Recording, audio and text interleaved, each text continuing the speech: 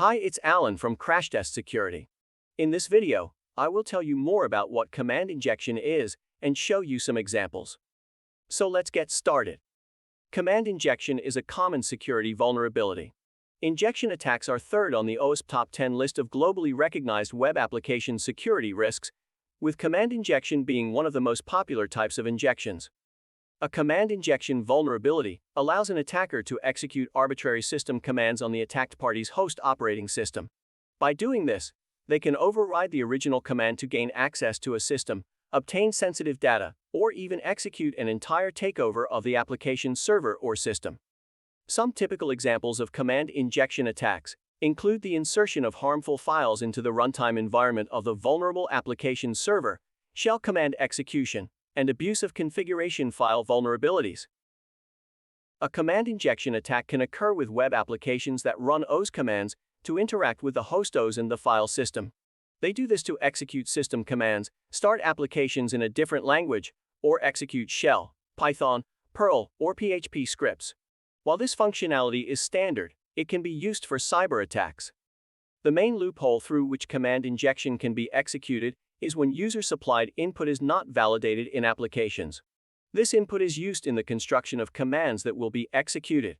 Such cyber attacks are possible when a web application passes the unverified user input directly to OS functions like exec and system. The input is always a string linked to a constant string of the application, which shapes the full command. Command injection is also known as shell injection. The arbitrary commands that the attacker applies to the system shell of the web server running the application can compromise all relevant data. The command injection can also be used to attack other systems in the infrastructure connected to and trusted by the initial one.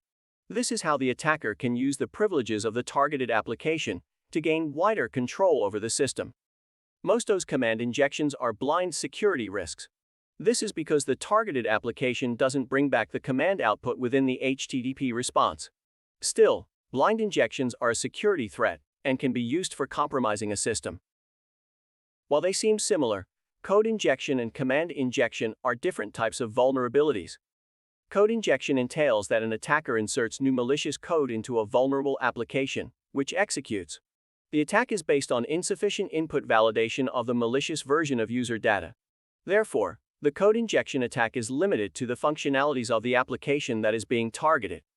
In contrast, a command injection is a case when an attacker modifies the default function of the application that executes system commands. Thus, no new code is being inserted. However, with a command injection, an attacker can target the server or systems of the application and other trusted infrastructure by using the compromised application's privileges. A command injection attack can happen due to various types of vulnerabilities. Here are some common ones. Arbitrary command injections. Applications that allow a malicious user to run arbitrary commands can be attacked in this way. Insecure deserialization. Executing deserialization without performing proper input validation can lead to command injections. XML external entity injection. If an application uses an XML parser that hasn't been configured properly to parse user XML input, this can lead to denial of service attacks, server-side request forgery, and breaches to vulnerable data. Arbitrary file inclusion, upload. Applications that allow users to upload files with arbitrary files, extensions can be vulnerable to command injections through malicious commands when inserting into the web root. Server-side template injection. Applications that use server-side templates to generate dynamic HOM responses may be vulnerable to the insertion of harmful server-side templates if unsafe user-supplied data is included in a template. Malicious attackers can escape the ping command by adding a semicolon and executing arbitrary attacker-supplied operating system commands. To ensure your web application is not vulnerable to command injections, you'll have to validate all user input and only allow commands needed for the task.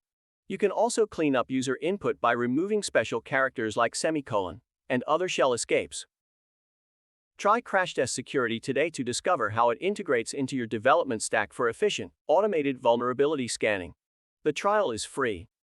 Also, subscribe to the Crashtest Security Channel to get more information about the most significant web security threats, their prevention, and how to use the Crashtest Security Suite.